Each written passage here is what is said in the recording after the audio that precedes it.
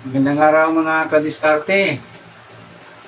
Meron ako dito ang dalawang lens, multi-coated at blue light blocker lens. Yan. Sa unang video, dinidiscuss ko yung kaibahan ng ordinary lens at saka yung multi-coated lens. Ngayon naman, ang i-discuss ko ngayon, itong multi-coated lens at saka yung blue light blocker lens. Ano yung kaibahan nilang dalawa?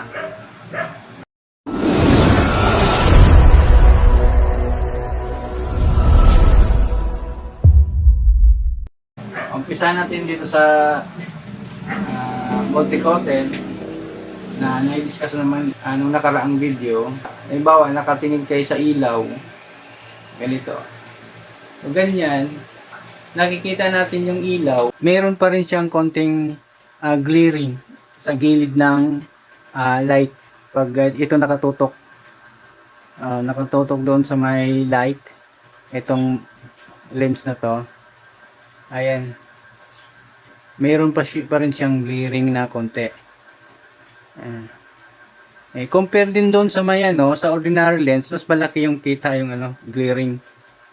Ito namang multi-coated, mas tinatanggal niyang konti. Pero mayroon pa rin konting glaring. Ayan, yan yung multi-coated lens. Yan yung diniscuss ko nung nakaraan video. Na itong multi-coated lens na parang tinatanggal niya yung glaring sa gilid ng ilaw. Yan yung benefits nitong multi-coated compare doon sa ordinary lens. Ito yung blue light blocker lens. Mas protective yung mata nyo sa mga ilaw, halimbawa sa mga sa gabi, lalo na sa gabi, may kasalubong tayo na pag nagmumotor, naka-highlight, diretso talaga sa mata natin, yun, nakakasilaw talaga yun. Pag gamit nyo to, yun, ang silaw galing sa headlight ng motor, hindi siya tatagos dito sa lens nito. Kaya, wala tayong pangamba na masira yung mata natin dahil dito sa lens. Pinoprotect niya yung silaw ng ilaw. Ang blue light blocker lens, mas tinatanggal talaga niya yung pinakabuong glaring sa gilid ng ilaw. Kung kayo titingin sa ilaw mismo. Yan. Yan. Ito naman yung blue light blocker lens. Yan. Mas tinatanggal niya talaga yung pinaka glaring sa gilid. Yan yung tinatawag nilang anti-radiation lens. Yan, blue light blocker lens. Yan, mas protected tayo dito. Sa blue light blocker lens, protected talaga tayo dito. Pagka titingin ka sa ilaw or sa blue light laser, kaya titingin ka niyan, hindi siya tatagos dito sa sa mata mo. Pag titingin ka sa blue light or laser. Okay, papakita ko naman sa inyo itong lens na tatamaan ng mga ilaw or laser. Okay, dito po nandito yung lens na multi-coated at saka yung blue light blocker lens.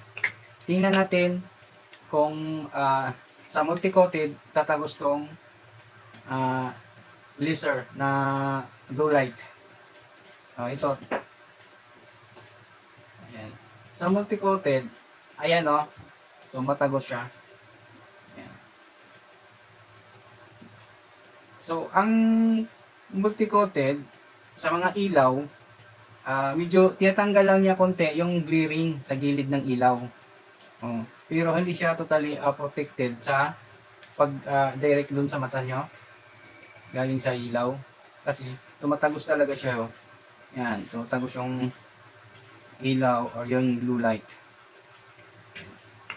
Ito naman sa blue light lens, pag titingin kayo sa light or sa headlight ng motor, direction yung mata, ito, yan o, hanggang sa lens lang siya, hindi siya tatagos doon sa mata nyo mismo. Ayan po. Yan. Yan o. Hindi siya tumatagos sa, kung suot ninyo yung salamin na to, hindi siya tatagos doon direct sa inyong mata. Hanggang sa lens lang siya kasi protected siya ng blue light, itong lens na to. Kaya tinatawag siya blue light blocker lens. Yan. Mas maganda to sa mga radiation. Yan, tinatawag nila ngayon na anti-radiation to eh. Yan. Blue light blocker lens. Yan. Hindi siya tumatagos talaga. Hanggang sa lens lang siya. Nagba-backlight siya. Nagba-backlight siya pagka ano. Pag tumama siya dito sa lens mismo, bumabalik yung light. Hindi siya didiretso dun sa pinaka sa mata nyo. Ayun.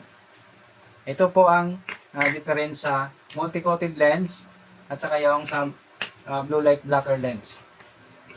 So ngayon mga kadiskarte, dito naman tayo sa kung magkano ang price nito. Dito sa multi-coated lens, ayun, nasabi ko dati, nasa, ano siya, sa optical siya, bibilhin, nasa, lalaro siya sa 500 hanggang 1K. Yan yung multi-coated lens. 500 hanggang 1K ang price nito sa optical, sa multi-coated lens. Ito naman, yung blue light blocker lens, nasa 1.5 hanggang 2K yung price nito sa optical. Ang blue light blocker lens. Nasa 1.5 hanggang 2K yung price nito. Okay. Sa optical. Yan po. Kung ano yung mas okay sa inyo. Pero sa tingin, mas okay talaga itong blue light blocker lens. Mas protected yung mata natin sa light, sa mga laser. Lalo na sa gabi, pag nagmumotor tayo, kasalubong natin yung hindi marunong magbaba ng headlight, talagang nakatutok sa mata niya. Nakakasilaw talaga yun. Pero kung gamit nyo to, mas protected kayo dito. Compare dito sa multi-coated lens. Okay. Maraming salamat mga kadiskarte. Sana may natutunan kayo dito sa kung anong kaibahan dito sa multi-coated lens at saka yung sa blue light blocker lens. Okay. Bye.